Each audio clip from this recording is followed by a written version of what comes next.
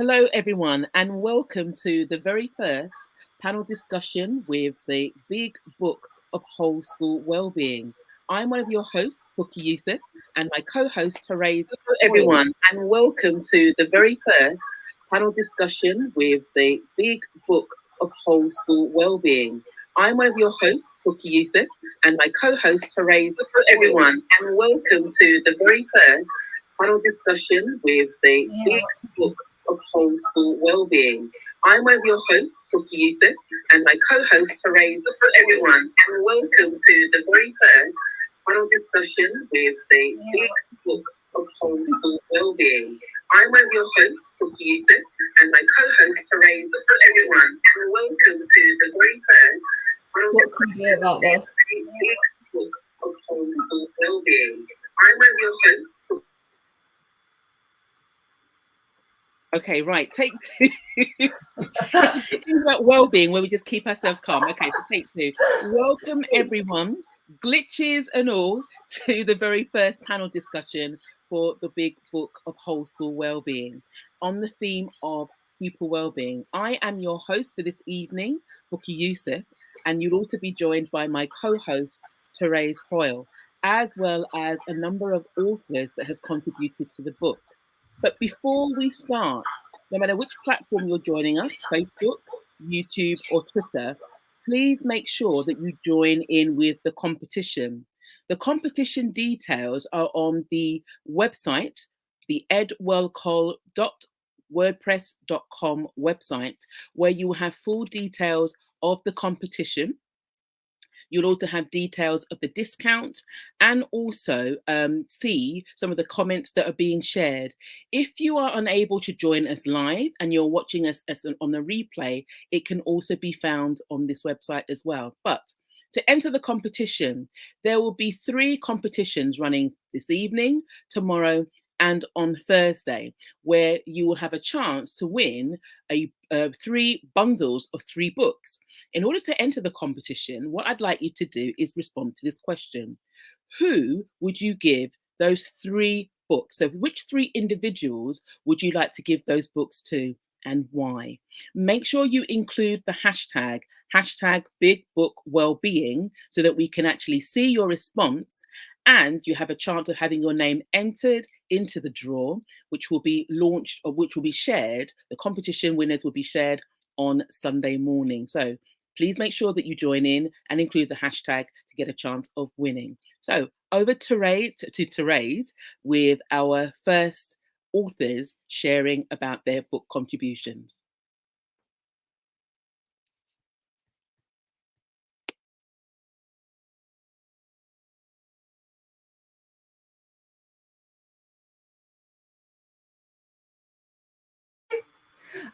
A few technical glitches. We're getting there. I'm delighted to introduce our Sue Roffey, Dr. Sue Roffey, who I've known for many years, and she has been a teacher, psychologist, academic, and author, a very prolific author. Sue too. You're currently honorary professor at University College and Western Sydney Universities. You're a director of Growing Great Schools Worldwide, and you're internationally recognised authority in all aspects of school and student wellbeing. So welcome and thank you for being here tonight. I know you've written 2 chapters in the Big Book of Whole School Wellbeing, and I just wondered if you could tell us, one of your chapters is on social and emotional learning, and if you could just tell us a little about SEL and why it's so important right now in our current climate. Oh, Sue, you're on mute. Right, I'm unmuted. Great. The OECD and UNESCO both have talked for a long time about the pillars of education, and learning to know and learning to do, the knowledge and skills that we find in the curriculum in most countries.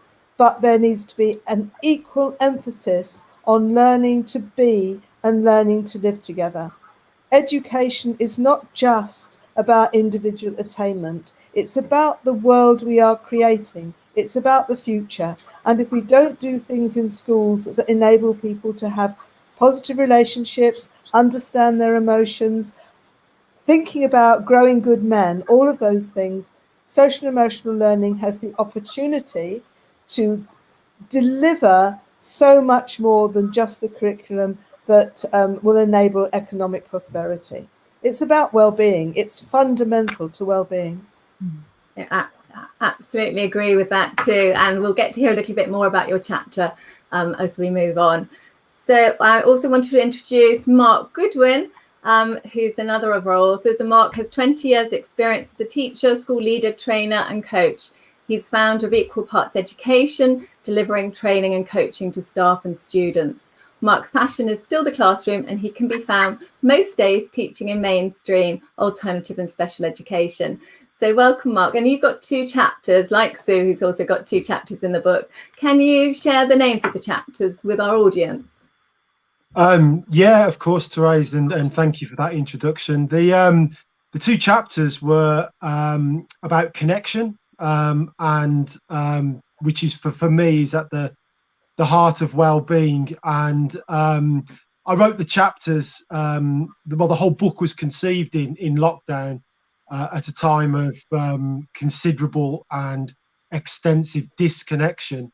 My 2 chapters were an attempt to remind teachers, school communities about the importance of connection and how fundamental to well-being connection is. So I wrote 2 chapters. The first one was about classroom strategies that can improve connection between pupils and teachers, pupils and learning, even at the heart of it, pupils and themselves, that self-connection that is at the heart of well-being. And the other chapter was about scripted comments, scripted language, the care we need sometimes as teachers to form those connections through language. So 2 chapters, one about teaching strategies that encourage connection, but also about the language that we use that brings us together in our classrooms and ultimately in our schools.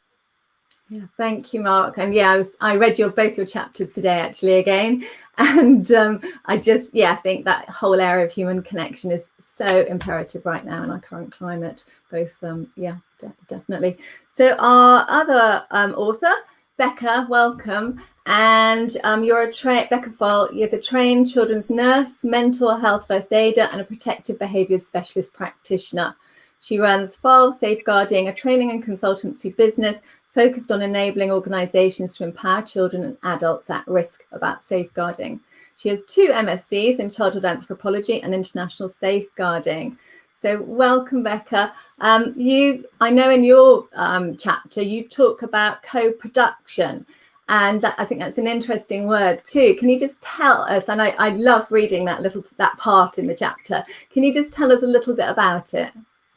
Yeah, so co-production for me is really important. It's about working with children and young people, not just giving them the finished products, but actually working with them to develop that and to see where that will go, rather than just giving them the finished article. So working alongside them as equal partners as much as you can, really. Yeah. Thank you. Great. Bukky, I think you're going to introduce your authors now, aren't you? Thank you, Thérèse. So I'll start with Alison. Alison Kriel has a passion for values-led leadership. Following from a 20-year career as a head teacher and CEO, she now supports schools nationally and internationally with leadership development, EDI, well-being, and the unmeasured curriculum. She is the founder of www.aboveandbeyond.education, a safe space for educators and education support services to connect, celebrate, support, and share best practice. So Alison, your chapter was a really interesting take about assessment and well-being, 2 terms we don't normally put together. Would you like to share for our audience just an overview of what your chapter was about, please, and the key messages from it? Yes, thank you very much for that lovely introduction, Bukky. I can't believe I was a head teacher for 20 years. Who would do that and survive? Me. So my chapter is indeed about assessment, because we can't not do assessment in our schools. It's just part and parcel of the system that we have at the moment. But I want, through my chapter, what I wanted us to do was to go back and reconnect with the reasons why we've gone into education. And very, very few people say, I became a teacher because I really like assessing kids. So my key message in the chapter is, yes, of course, we have to do what's required within the system, but to remember the core reasons. And I also spend time talking about the importance of building self-esteem, because when children have positive self-esteem, when teachers have positive self-esteem, they perform better. So what we can do is really destabilize our children by telling them, by allowing them to think that they're not good enough when they don't get enough green ticks. So to move away from that culture and spend an awful lot of time looking at what success looks like, helping children to feel successful and to have positive self-esteem. And when they do feel good about themselves, then you have you will have improved outcomes. And my key messages are basically, the importance of finding the key to success for every child, and always thinking about how to help them have a positive mindset. So that I think one of the key sentences in the book is, in the chapter, is the children need to have a positive mindset, know they belong, know they celebrate it and accept it for who they are, that they're happy and healthy, and behavior will then be excellent. And so that they feel cherished and part of a highly successful community. So if you can get the children to feel like they belong in a community of success and they feel successful as learners, then they will be successful. Thank you very much, Alison. I have another question for you. So one of the parts you said in your chapter was about the fact that the young people, the children, are encouraged to do their best. But you also mentioned about a toolkit to help with their self-regulation. Would you mind sharing with us, please? What are the type of things that were included in this particular toolkit? So there are things that you just have to be, we just need to learn how to embrace life. So the first thing was for the children to understand what happiness feels like, and to recognize that happiness doesn't mean sort of happy and joyful and upbeat and positive all the time, because that can be toxic. If if horrible things are going on and they're being chirpy about it, then that's toxic. So rather than that, getting them to recognize that happiness means you've got everything that you've got within you to be able to deal with life. And when bad things happen, it's just part and parcel of life. And so recognizing that life's a series of ups and downs. We taught them a range of strategies for calming themselves down when they were, first of all, getting them to recognize what stress feels like. Then, and we talk quite a lot about how we feel it in our body, where we feel it in our body, and recognizing that no one person was the same. So getting them to really, really understand themselves and their bodies. Then the next thing was they all had a toolkit of resources that they could draw on when they were feeling stressed. So things like breathing in and breathing out and doing that for 20 seconds. Some of them, it would be using the 5 senses to calm themselves down. So for example, what's the smallest unit of sound you can hear? What's the taste that you've got? Or maybe smelling something. We used to have little sensory things that you could smell. So really sort of drawing on your 5 senses. And then once you've checked in with that, then you'll be able to feel better. It was also getting them to recognize that it's okay to say, right now, I just need to be quiet. I just need to be peaceful somewhere. We taught meditation throughout the school staff and pupils, or mindfulness, I should say, and we practiced it 3 times a day for just 3 minutes each time.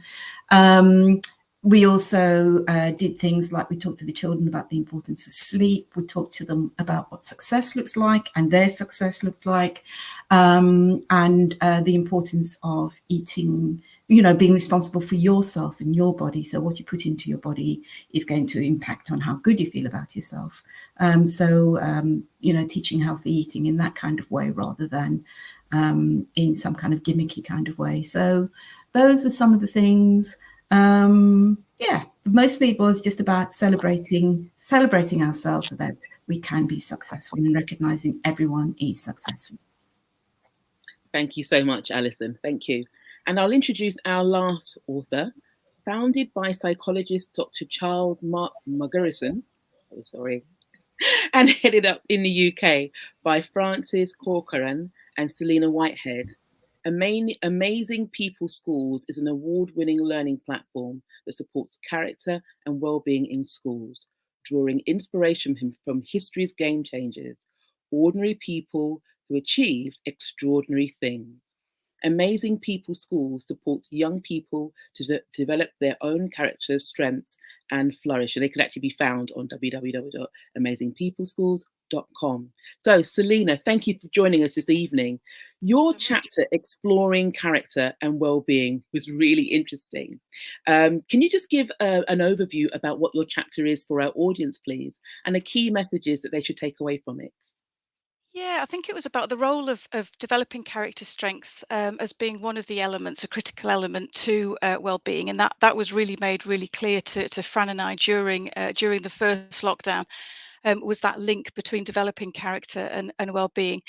And I think also what we can learn from stories, and we have a really diverse range of role models from different parts of the world, different parts of history, different walks of life.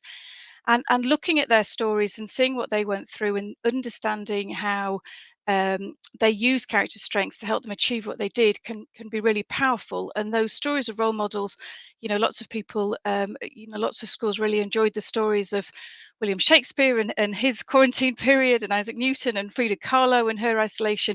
And actually just thinking about not even the such direct parallels with what we've all been through, but just the struggles that people had can have a really powerful impact on our skills and behavior and attitudes. So yeah, the chapter was really about how that approach can be embedded, across the whole school basis to enhance and support well-being. Thank you so much, Selena. So my second question, again, I love the idea of stories, particularly from a global perspective. Who would you say has been an amazing person that has either helped to develop your character or has aided your sense of well-being? Gosh, there's a question. Well, I have to say this is going to sound a little bit cringy, but I'd actually put Edwell Cole as one of those if I could have them as a single person, just because meeting in lockdown remotely and building those relationships. And I did always really appreciate the fact that there was time given to Thérèse was just always amazing. It's sort of, how are you and how are you feeling? Because people were in such different places. But I think if I was to choose somebody from the website, I think it might be Wang Zhenyi, who's incredible Chinese polymath. And she was a young woman who traveled across China with her father. She was fortunate to be educated. And she just sort of completely defied convention, really. So she became a martial arts expert. She became an equestrian wizard. She wrote this incredible poetry on the state of women in China and the state of the poor in China, and sort of berated the fact that people were living in the conditions that they were. She was an astronomer. She set up planets and got the servants to sort of hold various things in her outdoor space so she could understand how the planet systems work. She wrote a book for normal people to understand quite complicated math. So just in terms of well-being, we introduced her sort of during the last, in the last year or so, and just, I suppose, her creativity, her perseverance, and just her adaptability to just have a go at so many different things with life and seize life, so completely was a real inspiration. Thank you so much, Selena. I can hear why she was such an inspiration for you. So thank you so much for sharing it. We're now going to open up the questions with general questions to our authors. And at this point, I will hand back to Thérèse.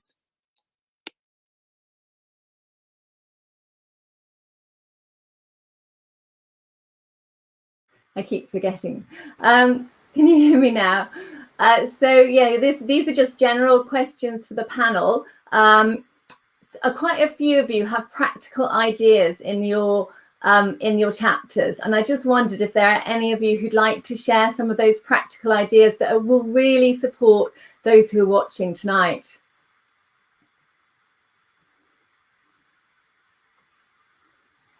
I know, Becca, you've got games in yours. Sue, I know you've got games in yours. Mark, you've got some. Who would like to? Mark, perfect. I think I'd always go back to the easiest and yet hardest to do, which is a blank page, a fresh start.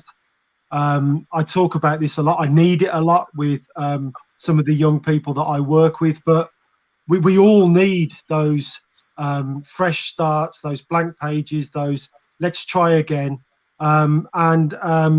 It is hard to do sometimes because relationships and relationship management form so central a part of teachers' day to day, but they can be very hard to give. But the power that lies in that giving of a blank page, that giving of a fresh start to a pupil, can be transformative in terms of the relationship and therefore the connection and therefore the work that gets done. But I'd go even further, and sometimes we have to give blank pages and fresh starts to ourselves, certainly as teachers, certainly as in the hustle and bustle of our teaching days. We have to recognize that things do go wrong, mistakes are made, and a blank page to ourselves can be a great gift in terms of managing our well-being. So I always remind staff, and maybe this is the right place to remind staff, that a blank page can be transformative for the students and for teachers' well-being. Thank you, Mark. Yeah, I think that's really important for us, everybody, to remember, particularly in the climate right now. Becca, you had your hand up too, and I know reading your chapter today, I was noticing there's lots of practical ideas in it.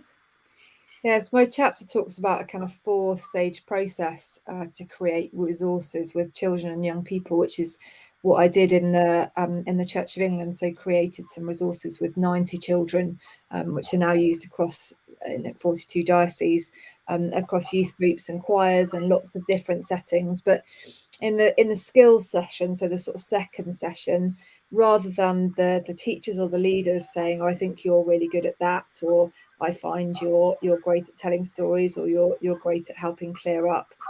Actually, we got the kids to work out what their skills were, and to do that they put a post-it on their backs, and they wrote skills that they'd found in other people. And then we gave them a key with a little key ring on it, and they wrote on the key ring some of the skills that people had said attributed to them. So it's something for them to take away. So it wasn't something that had been given to them by an adult, but been recognised in them by another person in the group. So quite powerful thing to do in a group, and quite a way to get some really good positive thinking and some really good sharing of skills within the group of children. So yeah, I enjoyed that one. That sounds amazing. I know when I was teaching, I did an activity like that with my students too, and just that, yeah, putting a blank piece of paper on their back and writing positive comments, and then when they look at it, they're just like, oh my goodness, I didn't know people think this about me. It's really amazing. Sue, you're on mute.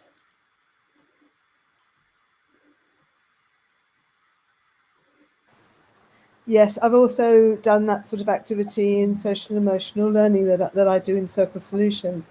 The other chapter that I wrote was about relationships, and I think one of the things that is worth saying here is that relationships are the most central factor of both resilience and well-being, the quality of our relationships, wherever they are. And it's not just about individual relationships, it's relationships across the whole school. And one of the things that's really important is that people have a very high level awareness of the words that they speak, both to and about each other, and making sure that we don't mouth people. And I've done an acronym called WALKIES, which is that we welcome people, we smile at people, make them feel okay. Most of these things are really simple, but when they add up over time, it makes a real difference. The A is for acknowledgement, just saying thank you, or I noticed for something. Then listening to people, just not making judgments about people, but listening to what they actually have to say. being kind, that odd moment of kindness. Saturday was World Kindness Day. And what's really interesting about kindness is that it actually promotes the well-being of the giver just as much as the receiver, perhaps even more, which I think is just lovely. The I is for invitation, is that inclusion is so important, that we invite people in. And then the S in walk is this acronym I got. I work with acronyms quite a bit. Is that we smile at people. I've got a couple of grandchildren, and the effort that people put in to actually get them to smile for the first time when they're little babies, and it is a survival mechanism across the world. It's so important. And finally, S is also for silences. Is that sometimes we don't say what's on the tip of our tongue because it doesn't add to a situation. It just makes people feel worse. If somebody's done something quite daft, telling them they're stupid doesn't help. So it's about actually thinking really hard about the words that come out of your mouth, because that's the one thing we can control. We can't control very much about what's coming down from the government, but we can control what we say and how we say it. Thank you, Sue. I think that's a really powerful acronym, and I hope we can all remember that as well. It's in the book, so you can go back and refer to it there. So thank you. Yes, relationships. I think so many of you have written about relationships being pivotal, particularly in our climate right now. So I wanted to just ask you, what good practice have you seen to aid pupil wellbeing since March 2020? Obviously, schools have been through a very challenging period. I know, speaking to a lot of schools right now, this particular period, they're very tired. There's a lot of exhaustion. What would you say have you seen in terms of good practice recent? Alison. I noticed that in quite a few schools there's been an increased effort that's been put into getting children outside and accessing learning in a different kind of way, because obviously the children have had to spend quite a lot of time inside. Screen time has gone up. When online learning was happening, children were spending more than the required time in front of a screen or doing online learning. And in quite a few schools that I've been visiting quite recently, I've been invited in to see some of the amazing things that they are doing. It can be everything from gardening to walking out in nature, to do haikus, to being out to take care of some of the school pets, so rather than just waiting for a residential trip, actually consciously making use of the environment, the outdoor environment closest to the school, either in the playground or beyond if they can, so that the children could be out and learning in a different kind of way. Yeah, it's so interesting actually, Alison, because as you probably know, I run positive playtime programs in schools, and what I'm hearing from a lot of schools is that actually at the outdoors is actually supporting child wellbeing, but also they're having a lot of challenges post-lockdown with children coming out of bubbles and not knowing how to play quite as well as they used to. So that is interesting. Thank you. Anybody else? Mark? Mark, you're on mute. I think I'm going to say that quite a lot tonight. I've watched other people do it, and I swore that I wouldn't do it myself. But there you go, easily done. It's the word of the night. Easily done. I mean, I just want to. I mean, a really big shout out to all those schools that resisted the narrative of catch up and behind, because I think that's it's a brave thing to do, but an essential thing to do.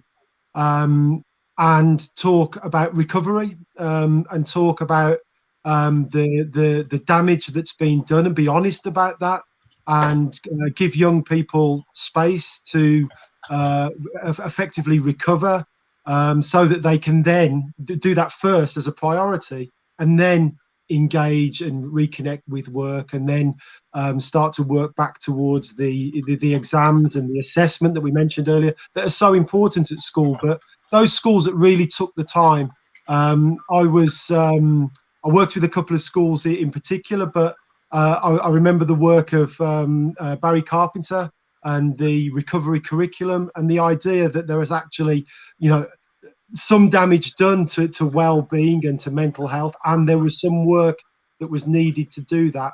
And where schools have done that, they're seeing the benefits, because school is more settled, students are more settled, students have found the space that they needed, have used the space that they needed, and are better and ready to engage with that. I suppose it does come with a little warning, in that we're not entirely sure of the overall effect of what's happened in the last 18 months, 2 years, and the impact of long COVID, and the long tail of the lockdown period might still have an impact in months and years to come. But those schools that have given that time and given that space to recover and use that language to allow young people and to allow staff to reconnect and re-engage, just a big shout out to those schools that have done that. Absolutely, thank you. Bukky, I know you've got some questions you wanted to ask. Thank you, Thérèse. But before I do, just a reminder to the audience members who are joining us this evening, thank you for joining in. And now is an opportunity to pose some questions. You've got some of the chapter authors here today, so please use the social media platforms of your choice to post some questions and share some comments, including the hashtag the Big Book Wellbeing. So my next question: it's a big book of well-being, a book of. Let me start again. This is a big book of whole school well-being. So I'll just ask quite generally, what has sparked your interest in well-being? And I'll start with Selena. Thank you. I unmuted myself. Thank you. Yeah, I think it's been a fascinating period, really. I think from the beginning of lockdown, and that journey, I was sort of reflecting on it earlier, and I think really almost for the first time in my life, I began to articulate what I needed for my own well-being. And I began to sort of realize how much I needed some daily exercise, which I was just getting automatically, really. I wasn't ever really that into exercise, but I became a bit of a Joe Wicks groupie and joined him at 9 o'clock in the morning, and creativity. And I just began to realize sort of what I needed. And I think the conversations that we were having with schools, the wellbeing workouts that we were producing, and the conversations that we're having with people, just that it finally kind of hit home on a personal level, I suppose, of what I needed. I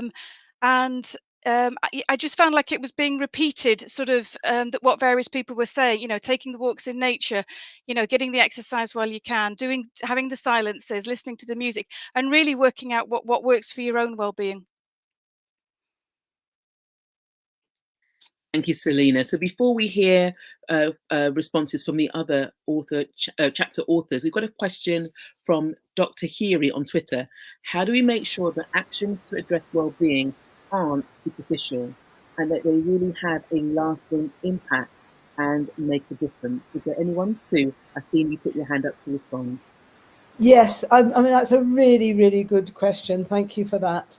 I think that whenever I hear somebody say, yes, we're doing well-being at school, we've got yoga, I might go cold, really, because when the book is about whole school well-being, and what it needs is first of all a vision from school leaders, a courageous vision from them. Then they need to be able to both communicate that vision to staff and get staff on board, often by starting off by talking about teacher well-being, so that people start to understand that there's something very meaningful in this for everybody, and then to make the links between well-being and learning. It's not a dichotomy. When you have a school that's got well-being at its heart, everything is impacted by well-being. Every interaction is around well-being. And what happens then is that kids are much happier, teachers have a more satisfying profession, and what people then do is that they review what they're doing on a regular basis to make sure that it is having impact. but you can tell just by going into a school. You can often tell by the looks on people's faces, the things on the walls, the way people greet you, whether or not well-being is actually at the heart of that school, and it's not something that's just superficial. Thank you so much for the question. It's such an important one. And thank you for your clearly articulated response, Sue. And I think the key part that you mentioned here is the fact that the schools that are doing it well constantly review to see what they're doing and the impact it has on the young people. So that's such a key response. Thank you. Is there anyone else who'd like to respond to the question that was posed? Mark, if I hand over to you. Yeah, only to echo what Sue said, that you avoid superficiality by the people at the top of the school walking the talk and walking the well-being talk, and it goes further than that, and it's actually threaded into the values of the school, that the school has those values that are that reflect well-being, but that the leadership team practice those values and incorporate those values into their practice.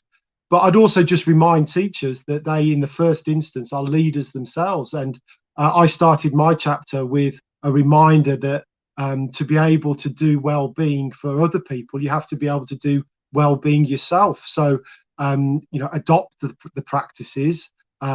Maybe yoga, but maybe meditation, maybe reflection, maybe journaling, maybe exercise, maybe family, whatever it is, but adopt and work with those practices yourself. And as a leader in a classroom, you can then be a lighthouse of good wellbeing practice, and people can see that, and people can follow that, and people can be encouraged by that.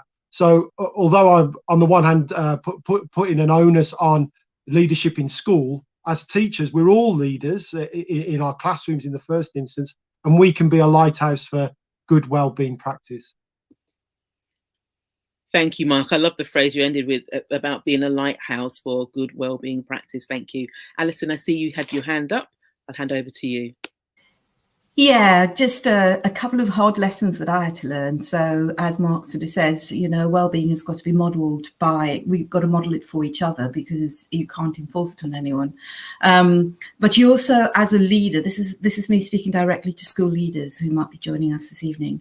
And that is to say, don't force your well-being practice on other people. You can share what you're doing in an open kind of way, and you can maybe come up with some suggestions. But if you overregulate it, then it becomes stressful. I can remember making this decision that once, 1 week every month, we would have an early close week where I actively encouraged everyone to go home at 4:30. And staff came to see me and sort of said, it's great that you want to do this for us, but actually all you're doing is costing us more. And I sort of said, well, what do you mean it's costing you more? And they said, well, we're having to pay for taxis to let us go home so we can carry our books, so we can do marking at home, because you're not giving us the space and the time to be able to mark in school. So those kind of things are really important. So again, it's maybe talking about a range of things, where it's yoga or meditation or healthy eating or giving time and all of those sorts of things, but maybe give time in a more general way. So I ended up having a system where everyone could have X number of, everyone had X number of days, which was banked, and they could come and ask for it at a time that suited them. And that was much more effective than saying to everyone, this is the week that everyone's going to go home early. So yeah, we have to learn from these things. Thank you, Alison. I'll jump in and say, I know yoga's been mentioned a number of times. My school, one of the schools I worked in, did actually offer staff the opportunity to engage with yoga, and I loved it. But I think the key thing is actually looking at a range of different things that would work for different staff. So not for anyone who's a fan of yoga, we're not knocking it, just reiterate that particular point. It can work positively. So one last question I'd like to pose. How can parents support their child's well-being? So we've now seen the engagement and interactions from parents, carers and guardians in the learning of their child. What about with regards to well-being? What advice would any of our authors like to share this evening. Alison and then Selena. I think the first thing is to take parents on the journey with you. So when you introduce well-being strategies in the school for whatever reason, invite the parents in and sort of say, this is what we're doing, and you may want to try it out at home.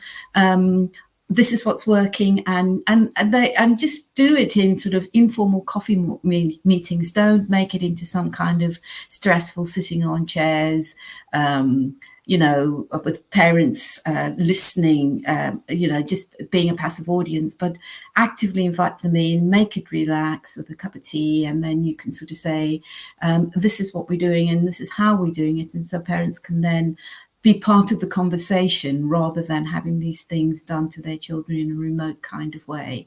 And even things like, I mean, my chapter is about assessment and well-being, and as you say, the two things don't go well together.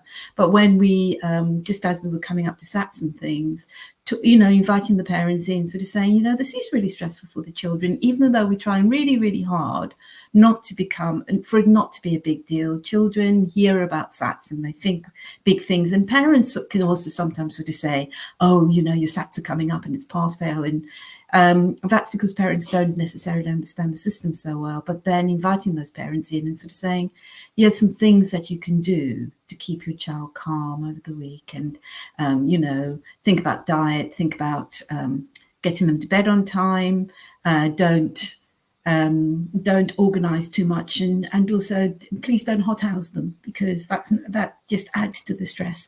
So just taking parents on the journey rather than just leaving them to it.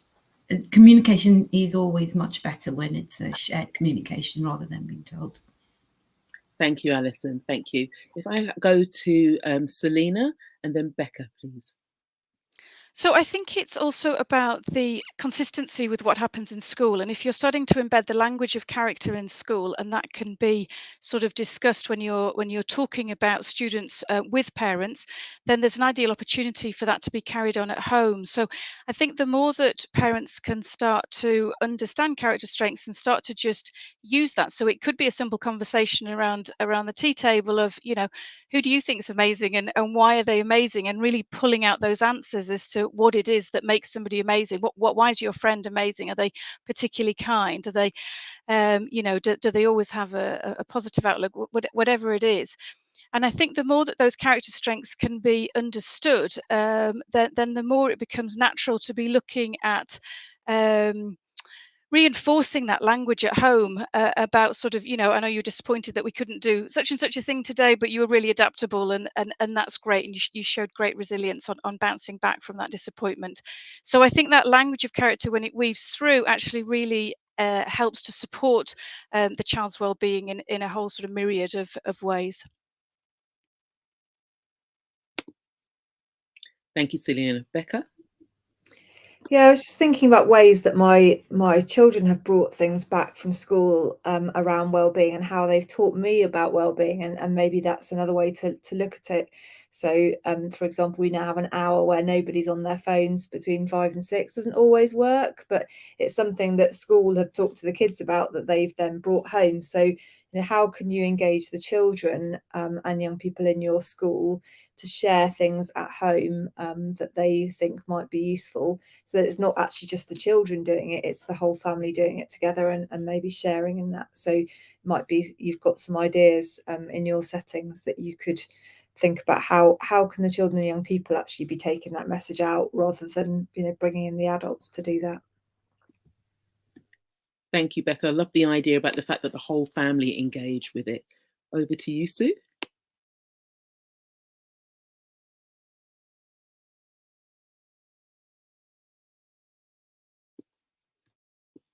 Sorry, Sue, we can't hear you. Sorry. It's a two-way process, so thank you, Becca, for saying that. You know, it's parents and children both having those conversations, and one way you might like to develop that conversation, and it adds to the very important issue of having a positive outlook and gratitude, etc., and actually having positive conversations, all ties in with teachers maybe asking their pupils as they leave at the end of the day, what was the best thing you learned? What was the most interesting thing you found out today? So that when parents say to their children, and maybe they can be suggested that they do ask this question, what happened at school today? What did you like? Then there's a very positive conversation going on about education and also about well-being, promoting that positive relationship between parents and children, because it has ripples all across the place. And I learnt this from a teacher who was doing this, and I think it's a really good idea. It's called tick it out of the door. You have this idea of saying what was the most positive thing for the day and going out of the door, and then perhaps suggesting to parents that they ask their children at the end of the day when they go to bed, what was the nicest thing that happened today? It's that positive attitude of gratitude really, really does develop well-being. Thank you, Sue, and thank you for actually mentioning about the power of gratitude. Mark, with this point. Sorry, Mark, we can't hear you. I think I'm at the risk of repeating what people have said, but managing phone use is an obvious thing. And as parents, the managing of phone use can become a battleground. So look at offering alternatives to being on the phone. A big thing for me is eating meals at the table, eating tea at the table, all coming together for at least that 15 or 20 minutes. And while you're at the table, everybody eats their broccoli, which we all know is essential to everybody's well-being. So they've got to eat their broccoli. And I would just echo what Sue and several other people have said about gratitude. The more that you can send those ripples of gratitude to the obvious people, but also to the less obvious people, those circles of influence around us, and the more that you can just acknowledge that, we all come together, we all do things, we get things done at school, we get things done in life because of the help of other people, and send those ripples of gratitude out. That is, for me, an essential part of everybody's well-being, but young people especially, because they do exist in a world where gratitude isn't often reflected, isn't often modeled, isn't often demonstrated. But as parents, if we show the value that we hold in gratitude, then and the well-being benefits of that are legion. So yeah, but don't forget the broccoli as well, very important for well-being. Thank you, Mark. I think broccoli is great. Anyway, on a serious note, so there's still time to join in with the competition. And even if you watch this in the replay, so long as you actually share your comments and response to the question, if you had 3 books, who would you actually like to give them to and why? Please share your responses on Facebook, YouTube or Twitter, and include the hashtag Big Book Wellbeing, and post this before the draw and the winners are announced on Sunday morning. So there's plenty of time. Please join in. And I'll hand back to Thérèse.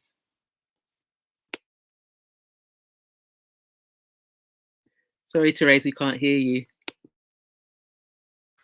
Here we go again. It's just really lovely listening to everybody.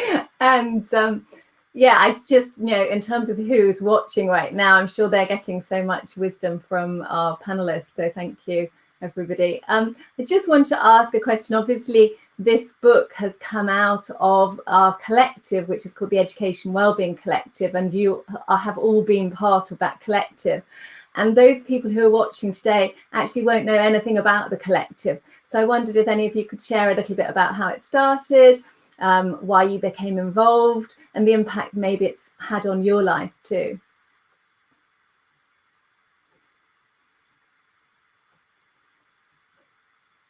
Mark? Well, I think it's at this point that we acknowledge you, Thérèse. You put out the tweet, exactly, and you put it out there. You hosted those first meetings and encouraged us to take action, and that is important in itself. For me personally, the friendships I've formed, and we still haven't met face to face around this, again, a digital platform, again, throughout the whole collective. I still don't think anybody's met face to face. So the strength of friendship in a digital world is incredible to me, and it just shows, you know, the power of a shared purpose and a shared meaning. And the book is a culmination of that. But it's the power of a collaborative effort. That's certainly what I've got out of it. Yeah, no, I think it has been amazing in terms of people coming together, and the good that you've all done in terms of writing a book, and the ongoing work you've been doing in schools has just been incredible. Anybody else wanted to say anything? Selena? I think, yeah, I echo everything that Mark said. As I said, right from the beginning, really, it was a very, very supportive space. And, you know, we're a tiny startup, and just having people, professionals that we could talk to and we could, liaise with every week was just amazing. And I think for me, the supportiveness, you know, I've messaged individuals with certain questions. There's a really supportive sort of, you know, sharing materials between the group, and sort of bigging each other's events up on the group. And, you know, I just think that's been lovely. I mean, aside from the astounding efforts that the editors and the authors put in to produce this great book, which really was amazing. But I think it's just such a supportive space, and just so nice that I could keep saying to people, you know, have you heard of the Edwell Collective, you know, and sort of pushing pin and sort of collating everybody together. It's been a great thing to be a part of. And I think what a lot of people don't realise is we're a group of individuals who've come together who we don't charge anything for our time. We don't pay into this group. It is a completely voluntary group, which is pretty amazing, I think, to be part of. And as Mark said too, the friendships that have been formed have been amazing. What I wanted to ask before we do come to, towards the end is, what, you know, obviously we're coming to the end of 2021. Also, you've got your hand up. I just wanted to say that, and isn't it amazing? I'm not muted for the first time. Wonderful. is that well-being is so critically important. The mental health of our young people, their future, all of that. And if we all work individually in silos, we will not have the influence that we might have if we actually all work together. Collaboration is important. We've not only written this book, we've actually written to, I think it was Gavin Williamson when he was Education Secretary. We're doing things which I think have got more influence because there's more of us together. So, you know, thank you so much, Thérèse and the others, for setting this up. It's a really important thing to be doing. Thank you. Thanks. So, and yeah, it is. We have far more power as a group in terms of influence than we do individually. And I think, you know, we've talked about relationship in schools being vitally important, but the relationships with each other for us has been really important through this really challenging period. And Mark, actually, I have met one person in the group, so so there have been a couple of So yeah, we're hoping to have a party, aren't we, at some point? So let's cross our fingers. But moving on, I just wanted, in terms of everybody who's watching, are there any more questions that you wanted to ask? Please put them into the chat so that we can come back to you with answers to those questions. But I have one question before we do come to the end, is thinking about, you know, we're moving towards the end of this year, which is a little bit scary. We're coming towards mid-November. We're moving into 2022. What and where do you think is, you know, what and where next for pupil wellbeing in schools? No, what do you think is needed in this next term in terms of our 2022 period?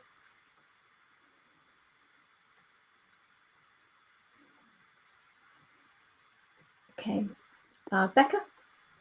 I think not to think just because the pandemic's over and schools are kind of back to normal. I mean, the pandemic clearly isn't over, but not, you know, when we get to some point where there is far less cases, to think, oh, actually everything's okay, and we can just go back to teaching maths and English and history and forget about wellbeing. So just, you know, echoing the question that we had on Twitter earlier from Dr. Heary, just remembering that actually we need to keep pushing to make sure that wellbeing is embedded in the curriculum and in schools. So that would just be my thought.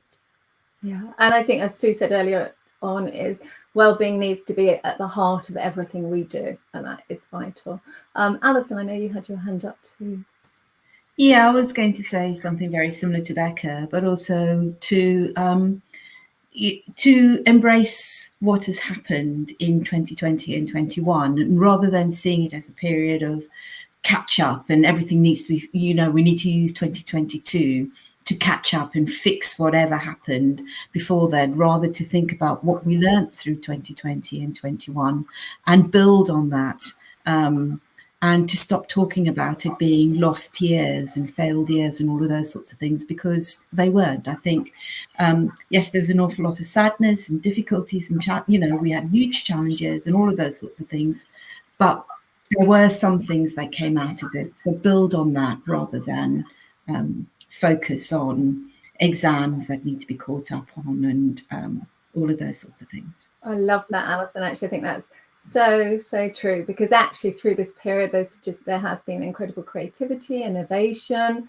There's been families who've been brought together more. So actually to look for the good is actually so important, definitely. Anybody else who wanted to contribute? Selena. Sorry.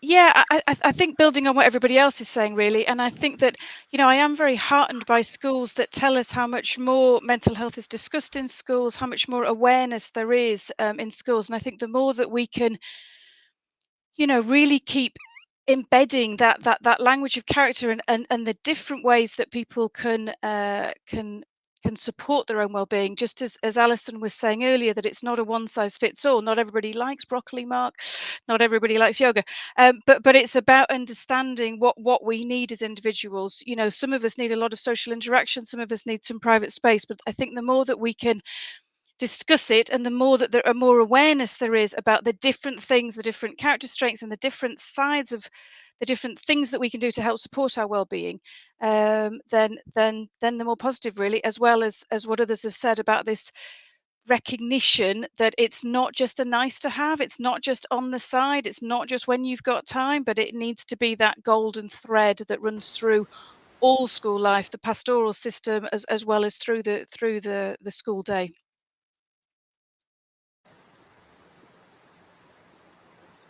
Thank you, Selena. So, I can't believe an hour has almost gone.